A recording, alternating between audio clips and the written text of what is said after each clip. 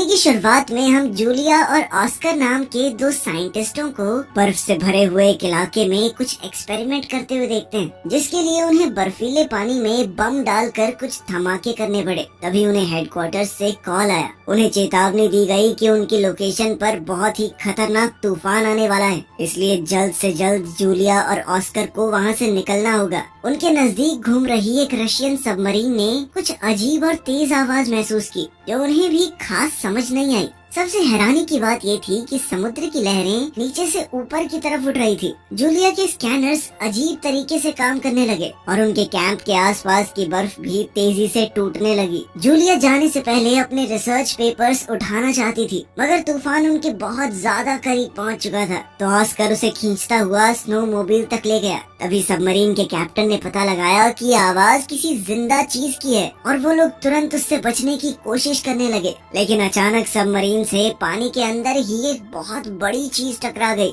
ऊपर ऑस्कर और जूलिया बर्फ टूटने के कारण जल्दी से भागने की कोशिश कर रहे थे, लेकिन बदकिस्मती से आगे भी बर्फ टूटने लगी। उनकी स्नो मोबिल जो वहाँ से निकलने का एकमात्र सहारा थी, जलकर राख हो गई और पानी में डूब गई। जल्द ही धमाकों ने उनके कैंप को भी उजाड़ कर रख दिया और बचे हुए साइंटिस्ट धीरे धीरे डूबकर मरने लगे। उधर सबमरीन को भी लगातार नुकसान पहुंच रहा था और लोग बड़ी मुश्किल से अपनी सीट्स पर बैठे थे, क्योंकि सब कुछ जोर जोर से हिल रहा था। थोड़ी कोशिश करने के बाद वो फायर करने में कामयाब हो गए और उससे निकली रोशनी ने पानी में कुछ बड़े बड़े टेंटिकल्स दिखाए। तभी एक आदमी शीशे की स्क्रीन से टकराकर दूर जा गिरा और चोट की वजह से बेहोश हो गया। इससे पहले कि सबमरीन पूरी तरह डूब जाए, एक ऑफिसर ने इमरजेंसी मैसेज दबा दिया और रशियन नेवी के हेडक्वार्टर्स में सबमरीन के गायब होने की खबर पहुंच गई, क्योंकि उस सबमरीन में बहुत जरूरी हथियार थे। इसीलिए वो या तो उसे बचाने और अगर बचा नहीं सकते तो उड़ाने के लिए रेस्क्यू टीम भेजते हैं। इस मिशन को विक्टर लीड करेगा, जो पानी में फंसी हुई सबमरीन के कैप्टन का भाई है। उनका परिवार परेशान था कि कहीं विक्टर भी वहाँ गायब न हो जाए। उसकी माँ को बहुत ज्यादा टेंशन हो रही थी, इसीलिए उन्होंने विक्टर को एक घड़ी दी, जो कि विक्टर के पिता की थी, जो अब इस दुनिया में नहीं है। उन्होंने कहा कि ये तुम्हारी रक्षा करेगी, वो जहाँ भी होंगे तुम्हारा ध्यान रखेंगे। उस रात विक्टर डॉक्स पर पहुंचा तो उसे पता चला कि उसके पिता के पुराने दोस्त एडमिरल ओलशेंस्की भी मिशन पर जा रहे हैं। अब उसे चिंता होने लगी कि मिस्टर ओलशेंस्की इस काम के लिए कुछ ज्यादा ही बूढ़े नहीं हो चुके हैं। ये बुढ़ा मरेगा, नाम मेरा हो जाएगा। जैसे ही विक्टर सबमरीन में चढ़ा, तभी क्रू मेंबर्स कंप्लेन करने लगे कि उन्हें छुट्टी से जल्दी वापस बुला लिया गया। दूसरी ओर जूलिया और ऑस्कर उस बर्फीले तूफान में भटक रहे थे। फोन से सिग्नल पकड़ने की कोशिश में जूलिया का ध्यान भटक गया और वो एक गहरी खाई में गिरने ही वाली थी कि तभी ऑस्कर ने उसे ऐन वक्त पर पकड़ लिया। उसी वक्त जूलिया के फोन में एक ऑयल रिग का सिग्नल मिला और सिग्नल मिलते ही उसने कॉल मिला दी, लेकिन उस बर्फीले तूफान की वजह से बहुत ज्यादा शोर था और रिग के लोग उसकी बात नहीं समझ पाए। थोड़ी देर बाद सिग्नल चला गया और कॉल कट गई। ऑस्कर अब बहुत फ्रस्ट्रेट हो चुका था। उसने एक फ्लेयर गन आसमान की तरफ चलाई और थकान के मारे जमीन पर बैठ गया। अगली सुबह सबमरीन दूसरी सबमरीन के गायब होने वाली जगह पर पहुंची। बहुत तैयारी के बाद वो लोग पानी में उतरे। जहाज के क्रू ने नोटिस किया कि ओलशेंस्की विक्टर को एक प्राइवेट रूम में ले गया था, जहाँ कुछ सीनियर ऑफिसर्स मौजूद थे और उन्हें एक रिपोर्ट पढ़ने के लिए दी गई, जिसे पढ़कर सब लोग बहुत ज्यादा परेशान हो गए। जल्दी ही पुरानी सबमरीन के गायब होने को लेकर अफवाहें फैलने लगी। वहीं दूसरी तरफ जूलिया और ऑस्कर को एक बुई बर्फ में फंसा हुआ मिला। बुई दरअसल एक ऐसा डिवाइस है जो पानी में तैरते हुए आसपास के जहाजों को सिग्नल भेजता है। तब उनके मन में उम्मीद जाग गई कि कोई तो उन्हें ढूंढने जरूर आएगा। इसके बाद वो इधर उधर भटकना बंद करके वहीं रुक गए। जब सबमरीन को बुई का सिग्नल मिला तो दोनों तुरंत उसी दिशा में बढ़ने लगे। अचानक से बहुत सारी वेव्स सबमरीन के चारों तरफ मंडराने लगी, मगर क्रू मेंबर्स भी बिना उन्हें चोट पहुंचाए नीचे जाने की कोशिश करने लगे। एक वेल गलती से स्क्रू हेड से टकरा गई। तभी ओलशेंकी ने क्रू को सोनार चालू करने को कहा, जबकि विक्टर इस बात से सहमत नहीं था। जब सोनार को एक्टिवेट किया गया तो वेल्स थोड़ी दूर चली गई, लेकिन पलक झपकते ही वापस पास आ गई। क्रू को कुछ भी समझ नहीं आ रहा था कि आखिर ये क्या हो रहा है, और तभी अचानक से सभी वेल मछलियाँ वहाँ से चली गई। पता चला कि उस एरिया में एक लो फ्रीक्वेंसी की आवाज आ रही है और अचानक ही समुद्र का निचला हिस्सा ऊपर उठ रहा है। तभी अचानक अंधेरे में एक बड़ा सा टेंटिकल हिलने लगा और सिर्फ अपने एक ही वार से उसने वेल को मार डाला। सबमरीन के क्रू को तो ये आवाज सुनाई नहीं दे रही थी। तभी उनका रेडार सिग्नल देने लगा कि एक बहुत बड़ा जीव उनकी सबमरीन से टकराने वाला है। ओल्शेंस्की को लगा कि शायद किसी दुश्मन का जहाज आ रहा है, इसीलिए उसने क्रू मेंबर्स को फायर करने का ऑर्डर दिया। लेकिन विक्टर को ये ऑर्डर सही नहीं लगा, इसीलिए उसने क्रू को जल्दी से छुप जाने को कहा। सबमरीन बर्फ की दीवार में क्रैक के अंदर चली गई। जब भी सबमरीन बर्फ से टकराती तो हिलने लगती और रेडार की आवाज भी और तेज होती जा रही थी, जिससे हेडफोन्स लगाए हुए लोगों के कान दर्द करने लगते हैं। जैसे ही वो अजीब दुश्मन उनका पीछा करता है, क्रू को सबमरीन रोकनी पड़ी क्योंकि एक दीवार ने उनका रास्ता रोक लिया था। खुशी की बात ये थी कि उनका पीछा करने वाला वो अनजान दुश्मन तब तक जा चुका था। जब क्रू सबमरीन के डैमेज का अंदाजा लगा रही थी तो ओल्शेंस्की विक्टर को डांटता है कि उसने बिना सोचे समझे रिस्क लिया। अब उनके पास कोई ऑप्शन नहीं बचा, तो अब उन्हें सबमरीन को ठीक करने के लिए पानी के ऊपर आना होगा। वहीं जूलिया और ऑस्कर कुछ पत्थरों के पास चिपक कर गर्मी लेने की कोशिश कर रहे थे। अचानक बर्फ टूटने की आवाज सुनाई दी और सबमरीन पानी से बाहर निकल आई। सबमरीन में से लोग तुरंत बचे हुए लोगों को देखकर उनसे मिलने के लिए आए, ये पता होने के बावजूद भी कि ये लोग उस सबमरीन के तो नहीं हैं जिसके ऊपर हमला हुआ था। क्रू मेंबर्स ने उनकी बात ध्यान से सुनी। विक्टर ने बुई को चेक किया और फिर ओल्शेंस्की से बात करने गया। ओल्शेंस्की का कहना था कि इन दोनों को थोड़ा खाना देकर यहीं छोड़ दो, क्योंकि हो सकता है कि ये दूसरे देश के जासूस हों। लेकिन विक्टर ने उन पर थोड़ी दया करते हुए उन्हें सबमरीन में बैठा लिया। मरम्मत का काम पूरा होते ही सबमरीन फिर से पानी में चली गई और उन्होंने बुई के पास सर्च करना शुरू किया। मेडिकल चेकअप के बाद जूलिया और ऑस्कर को खाना दिया गया। फिर विक्टर ने उन्हें मैप दिखाकर उनके कैंप की लोकेशन पूछी और साथ ही ये भी पूछा कि क्या उन्होंने कुछ अजीब देखा है। जूलिया बताती है कि उन्होंने वहाँ बड़े बड़े धमाके देखे थे। विक्टर को लगा कि शायद यही उसके भाई की सबमरीन के डूबने की वजह है। सारा क्रू आगे की योजना के बारे में बात करने लगा,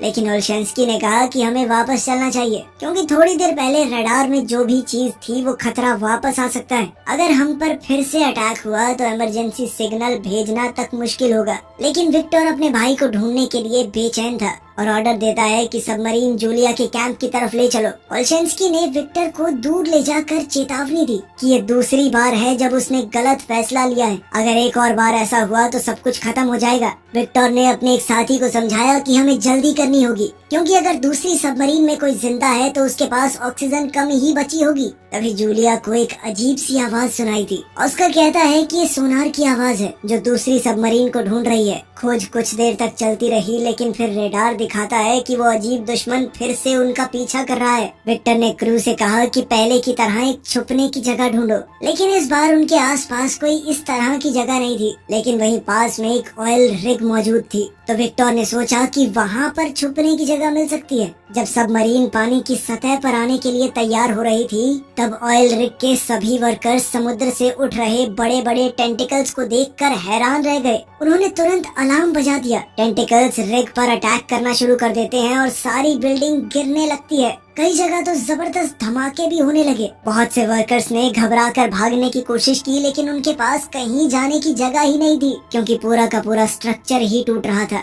जैसे ही सबमरीन का कांटेक्ट रिग से टूटा तो विक्टर पेरिस्कोप की मदद से ये देखने की कोशिश करने लगा कि आखिर चल क्या रहा है। जब उसने बड़े बड़े टेंटिकल्स को रिग को तबाह करते हुए देखा तो वो डर गया। उसने ये दृश्य स्क्रीन पर भेजा ताकि पूरा क्रू ये देख सके कि वो किससे लड़ रहे हैं, उनका दुश्मन कितना बड़ा है। जब रिग पूरी तरह से खत्म हो गई तो वो अजीब मॉन्स्टर फिर से सबमरीन का पीछा करने लगा, जिसके बाद उन्हें सबमरीन को तुरंत मोड़ना पड़ा।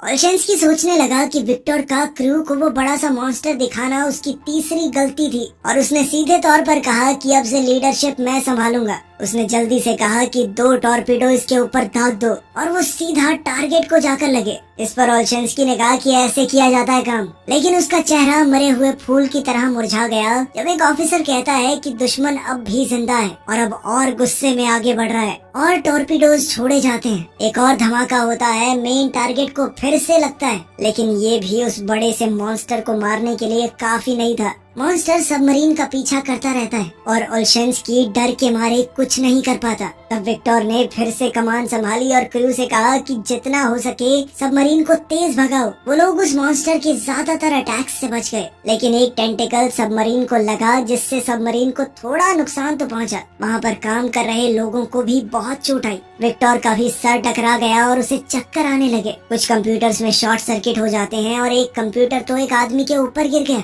सबमरीन डूबने लगती है और वो मॉन्स्टर इस मौके का फायदा उठाकर एक और जोर का हमला करता है। अचानक से मिसाइल वाले कंपार्टमेंट में धमाका हो गया। वहाँ पर बुरी तरह से आग लग गई, जिसके बाद जहाज के क्रू ने वहाँ पर वेंटिलेशन बंद करके एरिया को पूरी तरह सील कर दिया। 7 लोगों ने वहीं रुककर एक्सटिंग्विशर की मदद से आग को बुझाने की कोशिश की, लेकिन टेंटिकल के एक और जबरदस्त वार से सबमरीन तेजी से नीचे गिरने लगती है। रेडार दिखाता है कि उस जानवर ने उन्हें चारों तरफ से घेर लिया है। जब क्रू ने ध्यान से देखा तो पता चला कि वो मॉन्स्टर एक क्रैकन है, आज के ऑक्टोपस का एक बहुत बड़ा रूप। क्रैकन के बारे में पुराने समय में बहुत सी कहानियाँ लिखी गई हैं। अब क्योंकि उनके पास एक आखिरी मिसाइल बची है तो उसे बहुत सोच समझ कर इस्तेमाल करना होगा। वो लोग आपस में डिस्कशन करने लगे कि आगे क्या करना चाहिए। विक्टर ने कहा कि सबमरीन को साइलेंट मोड पर ले जाओ, क्योंकि समुद्री जानवर आम तौर पर आवाजों से शिकार करते हैं। इसी वजह से टॉर्पीडो रूम में मौजूद वर्कर्स को आग बुझाने का काम रोकना पड़ता है, जिससे वहाँ पर कार्बन डाइऑक्साइड और कार्बन मोनोऑक्साइड के लेवल बढ़ने लगे।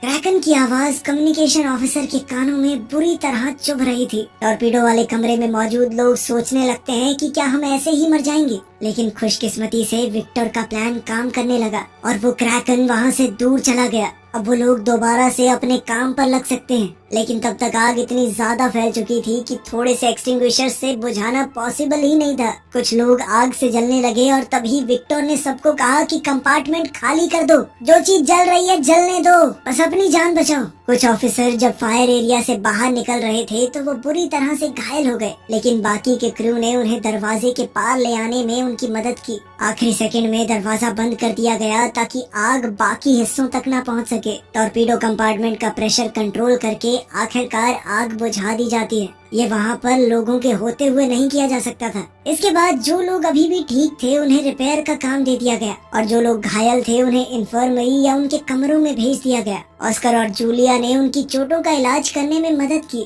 जिससे क्रू उन पर भरोसा करने लगा। बाद में विक्टर क्रू से उनके विचार पूछता है कि अब क्या करना चाहिए। सभी कहते हैं कि हमें वापस जाना चाहिए, क्योंकि हमें दूसरी सबमरीन की लोकेशन का कुछ नहीं पता और क्रैकन से बचने के लिए कोई सुरक्षा नहीं है हमारे पास। ओल्शेंस्की ने विक्टर को याद दिलाया कि तुम्हारे पिता एक हीरो थे जो एक सबमरीन इंसिडेंट में लोगों को बचाते हुए शहीद हुए थे। काफी सोचने के बाद अब विक्टर भी मान गया कि वापस चलने में ही भलाई है। जब सबमरीन घर लौटने लगी, विक्टर अपने पिता की लिखी हुई आखिरी चिट्ठी पढ़ता है। तभी जूलिया उसके कमरे में आई और देखती है कि वहाँ पर कुछ पक्षी थे। विक्टर ने बताया कि उन्हें ऑक्सीजन लेवल चेक करने के लिए रखा गया है।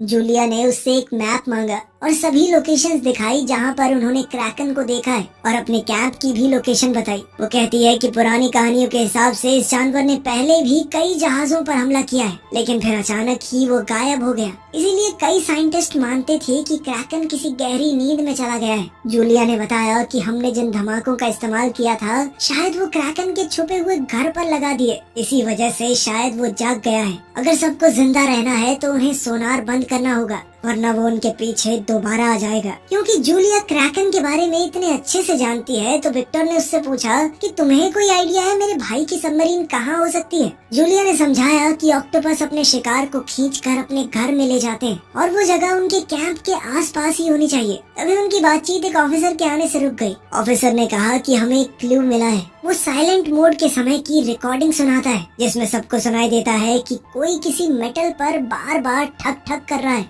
वो सिग्नल को ट्रैक करते हैं और ये कंफर्म होता है कि ये जूलिया के कैंप के पास से आ रहा है। इसका मतलब साफ था कि दूसरी सबमरीन में अभी भी कुछ लोग जिंदा हैं। विक्टर ने सबको बुलाया और कहा कि देखो, हमारे फौजी उस सबमरीन में बंद हैं, जिंदगी और मौत के बीच जूझ रहे हैं वो। अगर उन्हें हम नहीं बचाएंगे तो कौन बचाएगा? ये मत सोचना कि मैं सिर्फ अपने भाई के लिए वहाँ जाना चाहता हूँ। अगर तुम में से कोई भी वहाँ होता तो मैं एक आदमी के लिए भी यही करता। जिसके बाद उसने अपने साथियों को सीधे ऑर्डर दिया कि सबमरीन को जूलिया के कैंप की तरफ ले चलो। अचानक मशीन और दीवारों में से नट बोल्ट्स निकलने लगे, ग्लास और लाइट्स टूट गई। इसका मतलब था कि सबमरीन ज्यादा गहरे पानी में चली गई है, जिस वजह से वो लोग सबमरीन को थोड़ा ऊपर लेकर गए। तब एक ऑफिसर ने नोटिस किया कि हम तो कुछ अलग ही जगह पर आ चुके हैं। विक्टर ने कहा कि हमें एक मिनी सबमरीन भेजनी चाहिए इस जगह को अच्छे से देखने के लिए, क्योंकि मिनी सबमरीन का पायलट पिछले अटैक में इंजर्ड हो गया था। तो विक्टर ने कहा कि मैं खुद जाऊंगा और तब तक ओशंस की कमांड में रहेंगे।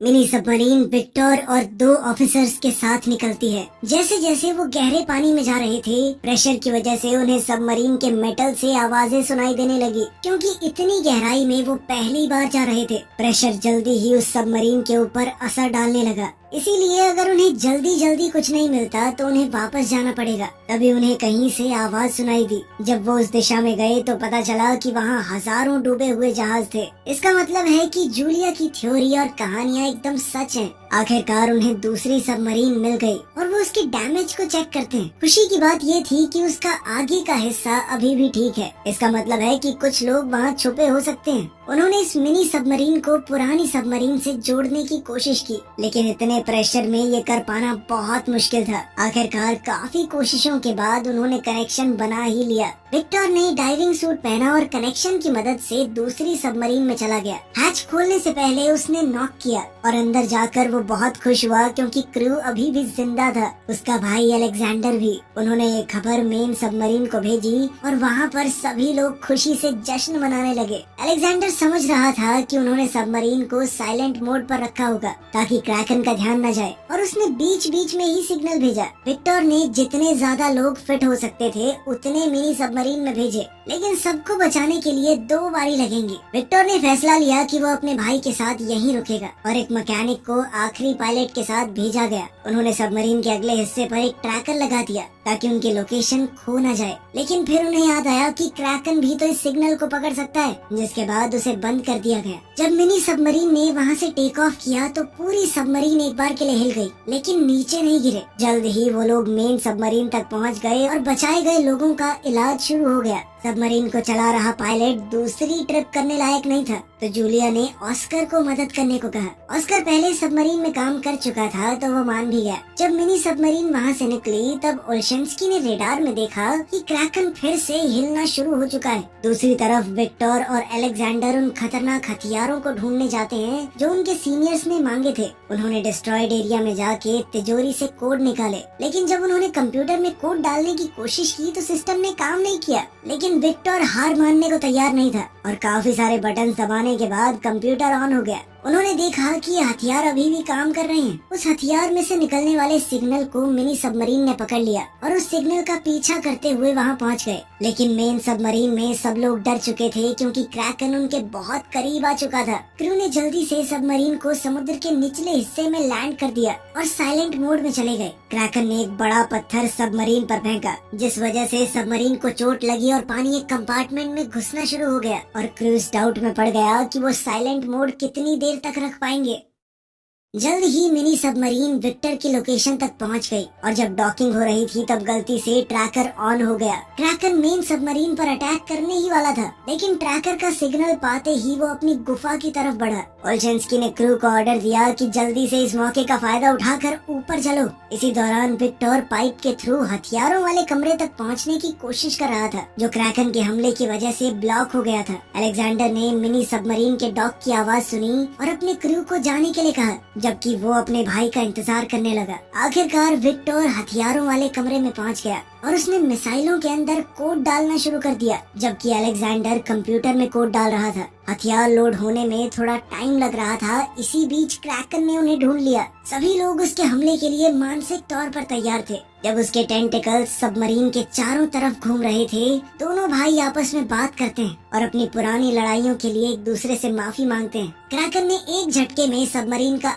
आधा हिस्सा तोड़ दिया, लेकिन वो हिस्सा तो पहले ही खाली था। क्रैकन अब दोबारा अटैक करने ही वाला था। दोनों भाइयों ने एक साथ बटन दबा दिया ताकि हथियार फायर हो सके। अब पानी सबमरीन में घुसने लगा तो विक्टर जल्दी से पाइप के थ्रू वापस अलेक्जेंडर के पास गया। वो हथियार जल्द ही खुद ब खुद फटने वाले थे तो दोनों भाई तेजी से निकलने की कोशिश करते हैं। सबमरीन अब डूब रही थी और जोरदार लहरों की वजह से कॉरिडोर में पानी आ रहा था, जिस वजह से दोनों भाई अलग हो गए। विक्टर ने अलेक्जेंडर को ढूंढते हुए उसका हाथ पानी से बाहर निकलते हुए देखा। विक्टर ने तुरंत उसका हाथ पकड़ा और अपने पास खींचने लगा जब तक अलेक्जेंडर सही सलामत उसके पास नहीं आ गया। दोनों भाई सीढ़ियां चढ़कर मिनी सबमरीन में घुस गए और दरवाजा बंद कर लिया ताकि पानी अंदर न आ सके। अब सिर्फ 2 मिनट बचे हैं धमाके के लिए, लेकिन मिनी सबमरीन लॉन्च नहीं कर पा रही थी। जब वो लोग मेन सबमरीन के साथ जुड़े जुड़े नीचे गिरने लगे तो विक्टर को इमरजेंसी लीवर याद आया। उसे खींचते ही मिनी सबमरीन आखिरकार डिस्कनेक्ट हो गई।